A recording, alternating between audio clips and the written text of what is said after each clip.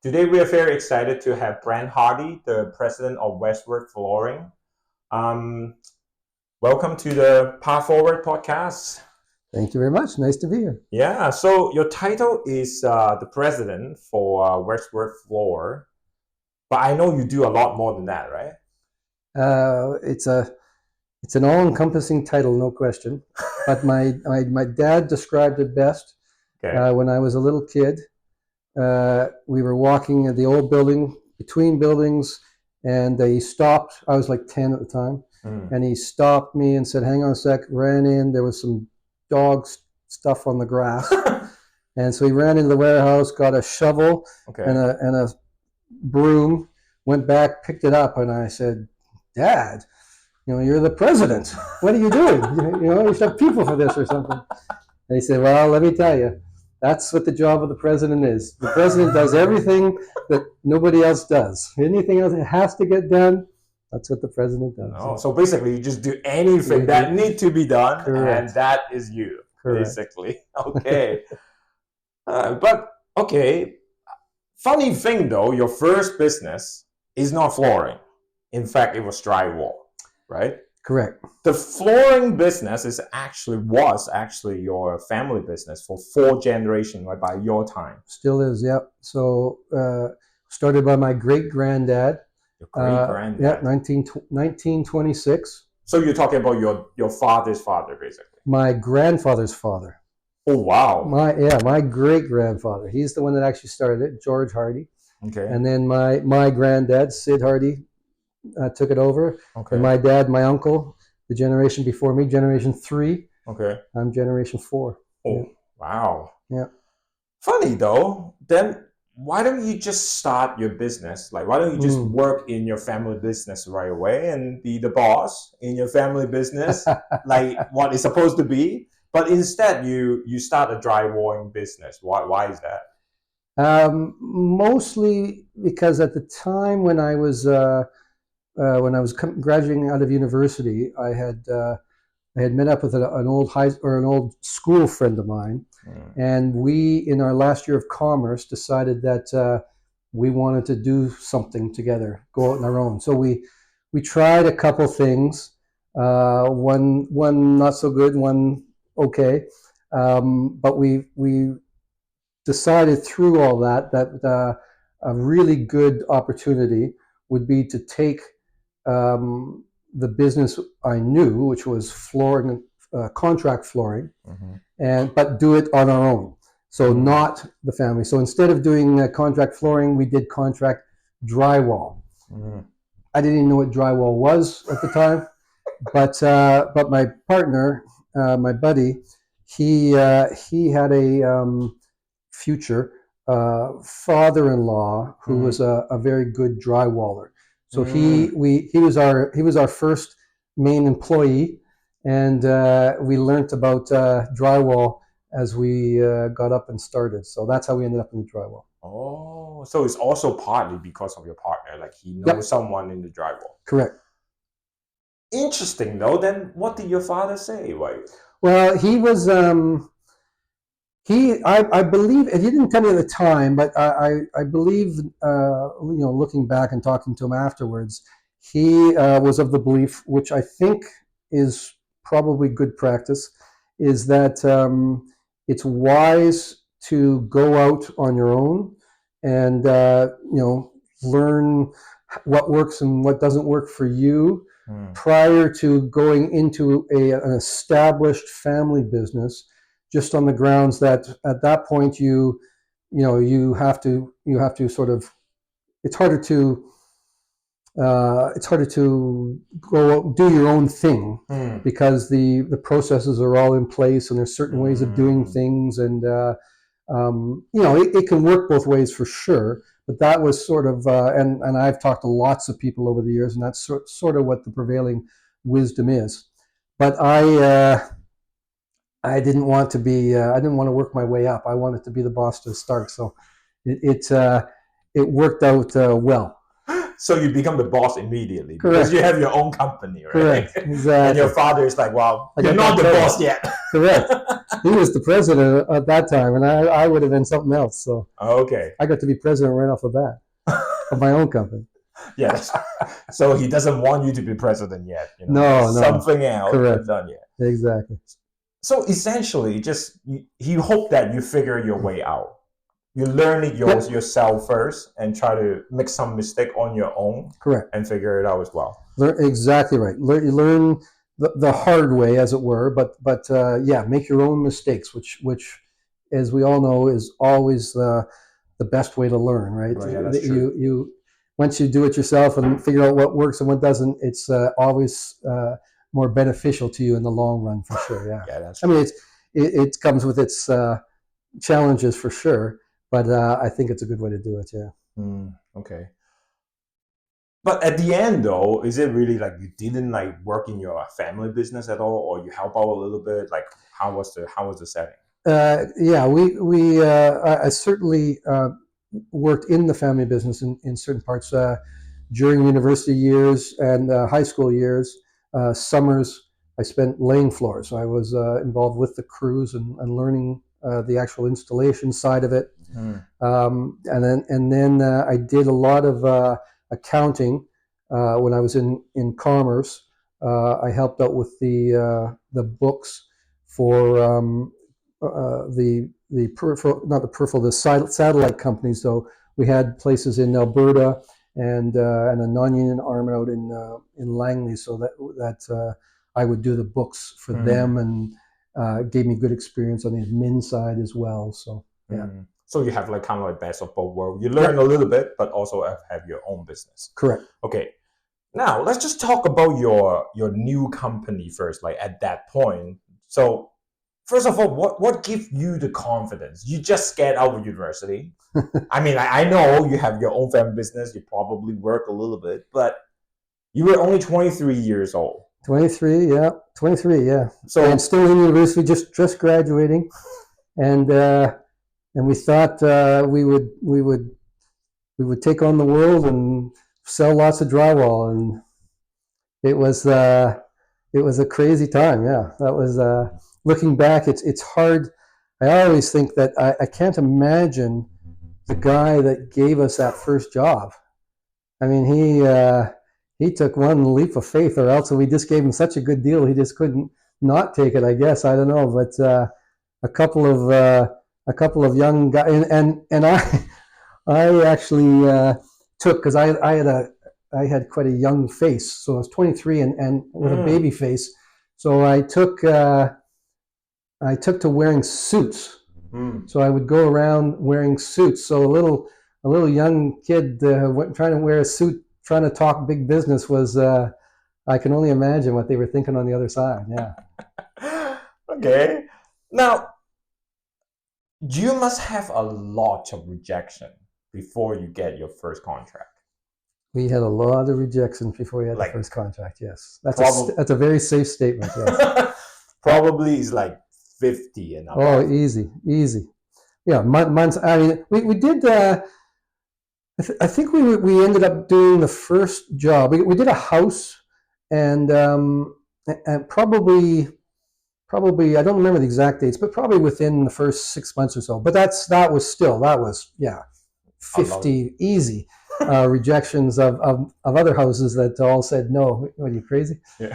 And then we were also able to get in with a friend of a friend who had he was an engineer and knew some contracts. So that guy led us to a multi-unit project. Oh. And then and that actually got us. So we did, for better or for worse, we did manage to get going. Once we got that first couple under our belt, after that it expanded rapidly. We were at a good time. I guess we were aggressive enough, had a good setup, and got to doing larger projects quite quickly. Probably way faster than we should have, but it worked out well for us, for sure. Yeah. Okay. Yeah. But how did you take the rejection? Like, when people reject you, you're like, oh. That's an interesting question. I don't recall specifically how we dealt with it. I don't think I ever questioned. I don't think I ever didn't believe that we'd eventually get going and be successful and all of that. So I don't think it bothered me a ton. I mean, it probably did to some degree, but I think it was just, we got to get going. Who else can we talk to? Let's go on to the next one. Let's go on to the next one. We got to get this going, kind of thing. So there's a lot going on. You're putting the structure of the business all together, and meanwhile you're running around trying to convince people that we are the people to drywall their house or their apartment building. So you almost have too much going on to worry about what happened. Are you sad about the rejection or anything like that? I think you just keep plugging ahead as fast and hard as you can. Yeah. So just don't bother by it. Basically, Correct. You just didn't really care. It's just part of the game, and that's what it is. Correct. This episode is brought to you by JW Music Studio. From Brent's conversation, we're reminded of how important adaptability is, both in life and in business. Music education naturally builds adaptability. Students constantly face moments that require change, whether it's adjusting their technique, refining their practice routine, or responding to challenges during a performance. When a student struggles with a difficult passage, a real progress comes when they experiment with different strategies, such as slowing down the tempo or trying a new fingering. Our goal is to equip students with a variety of tools to overcome musical challenges. Through these experiences, they build confidence and develop adaptability not just as a musician, but as an individual as well. Sign up for JW Music Studio today. Okay, now, so past a few years ahead, and I know that 1988 was a big year for you. Yes, 1988 was the year it all started. So I was finishing commerce. I graduated that year, and we had started the business in our last year, so it was up and going in some form.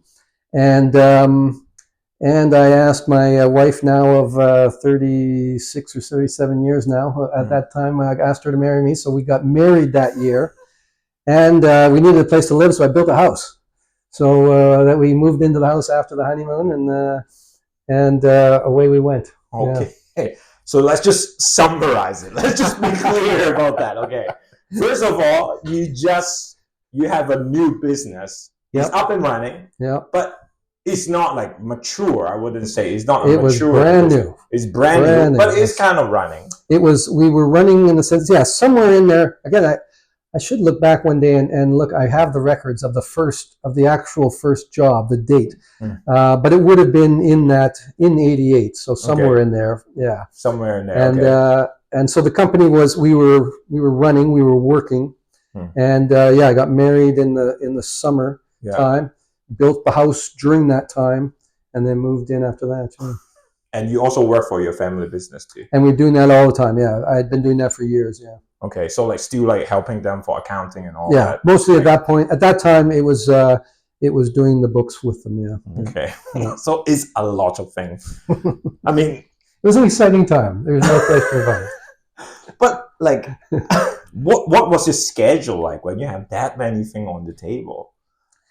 It was full on. I was a workaholic to start with, anyways. So it was. To do that, you worked nonstop, and not that first year, but fairly close. Pretty soon thereafter, I took to waking up Monday morning and finishing work Tuesday at dinner time. So not the first year, but a couple years after that, there was 2 or 3 years when we were really we got the company up and running, and it was then, you're trying to keep ahead and building it up. And at that point, I was sleeping 6 nights a week for a couple of years. Yeah, okay. Yeah. Wow. It was a lot of work. Okay. And if I can, this is my story, because I did that hardcore for years. And at that point, it's just Sandra and I. It's just my wife and I. So you can talk to her logically, and I can't do this, or I can't do this, or I'm going to be working tonight, and this night, and blah blah blah. She sort of understands that logically that yes, we're building up the business. But then my first daughter was born, or my daughter was born, and she got a little bit older, and we had this big moment where I was rushing out the door. She's having breakfast at the kitchen table early in the morning, and eating her Cheerios.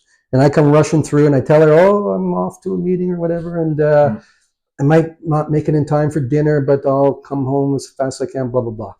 And she said, "Oh, I wasn't expecting you." Wow. That got me to the core. Okay. And after that day, since that day, I don't work the same. I work a lot of hours, and I work hard, and we do what we have to do. But I never worked at that crazy, full on. That's all I did. That period ended when she said those words. So okay. Yeah. So you make sure you go home, have dinner. Yes, you do. I never missed school recitals, and coached the teams, and was physically there for the kids and my wife, who'd been putting up with me at that point. Yeah. Life changed a lot since at that moment. Yeah. Okay. Yeah. So there's something wrong. Correct. As much as it was exciting and needed to be done, it was not sustainable, and it was not healthy for the family. So, and that's in no uncertain terms is what I took from those words, and was never the same again. Yeah. It's interesting to me though. For you seem to be very adaptable. Would you say? Because you just notice, okay, something's wrong. Just like how you take rejection, you didn't think about it. Okay, well, it's just what it is, and let's just keep going. Yeah. And things like this, you just see that, well, okay, this is not healthy. This is not going to work, and you just change immediately. It's an interesting point, because I'm as stubborn as anybody in the world, but you do have to understand, and like you say, I think you do have to understand sometimes quickly that some things you do have to change, and you do have to adapt. And in a small business, you're adapting all the time. Every day is adapting to the challenges of the day. So yes, even if that's not your nature, adaptation is one of the biggest things you'll ever learn in running a business, for sure. Okay. Yeah. Well, that's very interesting, actually. Okay. So, but what is very exciting, about this year? What is very exciting, what is so fantastic about this year? I know it's not the most fantastic, but it's certainly one of the best year that you have in your you're talking 88? Yeah, in 88. Well, 88 was just the the grand takeoff point. I had been you're at school, you're at university, which is a little bit of independence. But then 88, my wife and I were out on our own. No safety net. Away we go, and you're out living life. And as we say, there was a lot going on at the time, but it was all good and exciting. So it's a time I look back at. Times are great now and everything, but that time was the wildest and craziest. I look back, and you often wonder, how we did all that stuff, and I wouldn't necessarily even want, wish that on anybody, but yet it might have been the greatest time of all time. Sandra and I were taking on the world. It was a fantastic time. Yeah. So what did you do that makes you so enjoy that year though? Is it the building the company, or building you building the project, creating something that's exciting to you? It was the challenge of going out and making something. Again, you're on your own. You're doing, it's just the two of you every day, trying to make it all work. And part of that is and one of the reasons that I got into construction in particular, and not just the flooring. We quickly, we started with our own house, but then we went out and built houses and condominiums and what have you. And that was something that I always liked and always aspired to, was the creation of something. Something that you could go back later and say, I built that. Someone lives in that house now. Someone's enjoying that house. I love houses. I love building my own house. I like the building process, but I also like seeing someone else take it over and enjoy it. I think that was a exciting driving force for sure. Yeah. So I learned that when you were taking commerce in university, you have a chance with some kind of online investment deal, wasn't it? Yes. So can you explain a little bit what was that about? Actually, that was one of the first. We looked at a couple different things. My buddy and I, we looked at a couple things that we wanted to do something together. We wanted to build something and create a business together. Basically, use our commerce skills that we've learned and see what we could do. And that was 87. And personal computers were just coming online, mainstream, and most people didn't have them.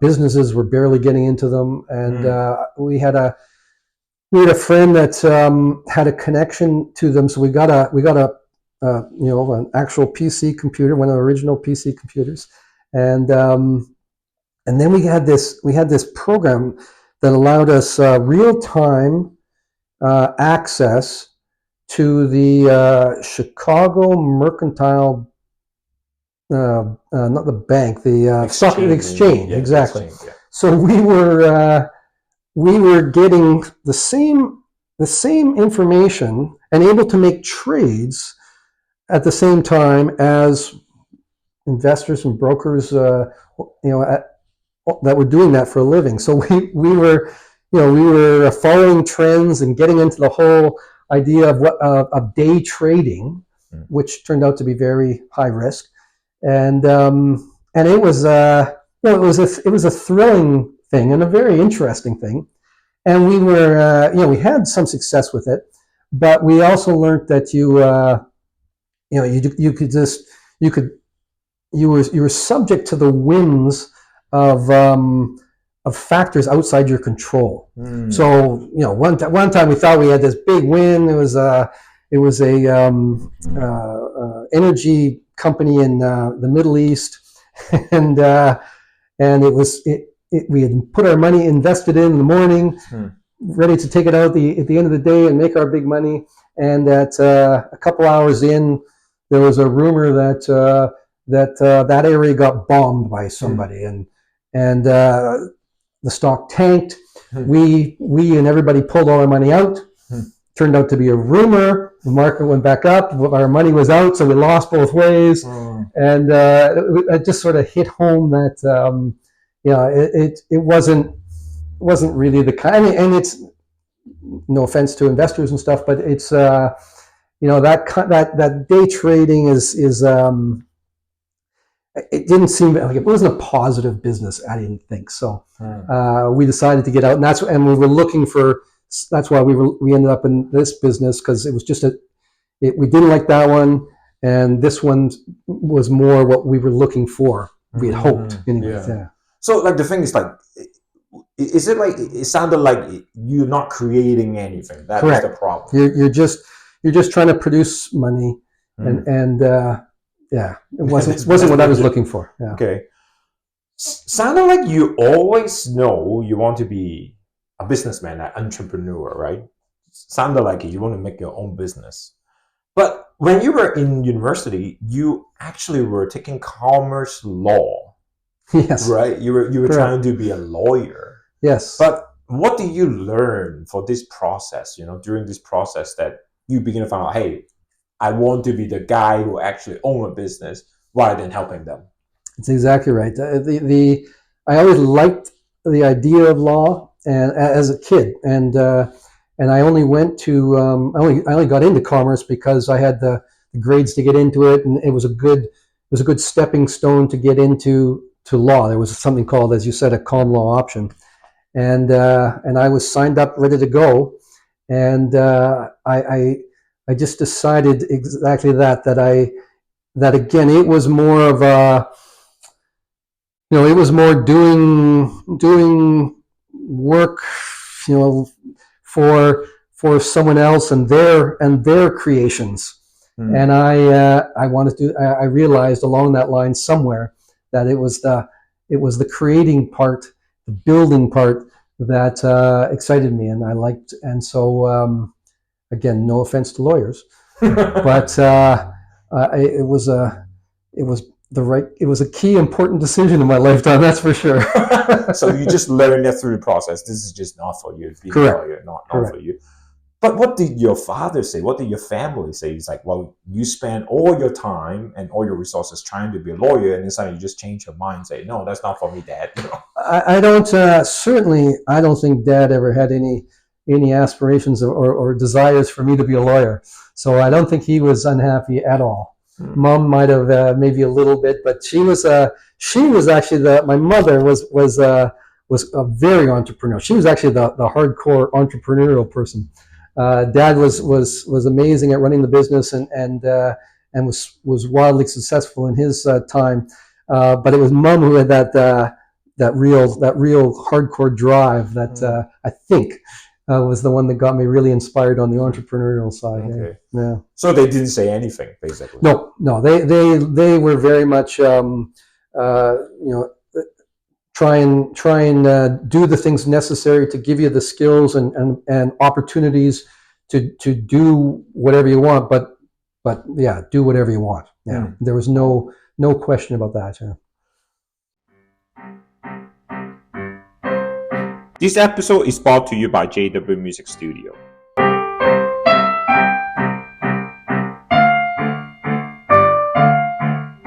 JW Music Studio is currently looking for piano and guitar teacher. If you're eager to find effective way to instruct private and group lessons, if you also passionately care about a student's personal and musical journey, then you're the one.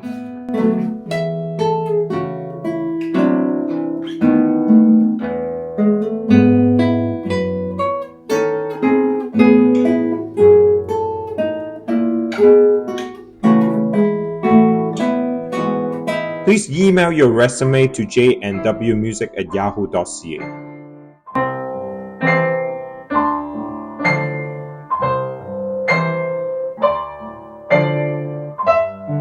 We're looking forward to hear from you.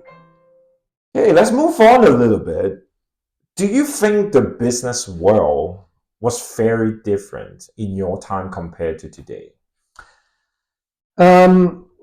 Yes, largely yes. There's lots of things the same. And business, in my humble opinion, is still largely, at least the business I'm in, is very much a relationship business.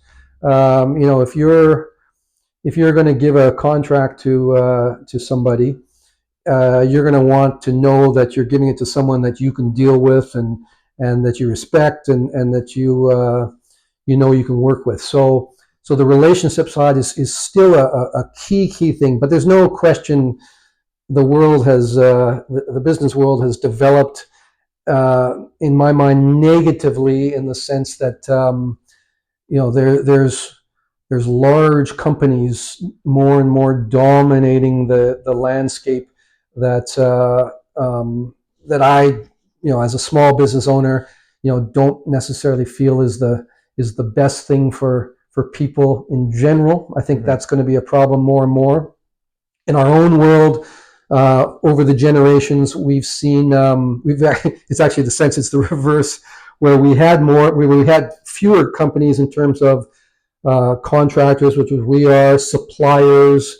Those are, nowadays there's endless numbers of suppliers and products, and if you probably looked for floors, and you probably saw 500 choices, of kinds of floors you can get nowadays. Wow. which is good in a sense.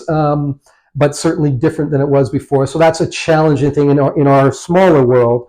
But I still think in the bigger world, it's that consolidation of the large, the Amazons of the world's taking, the Teslas taking over and limiting, what you can and can't do, I think.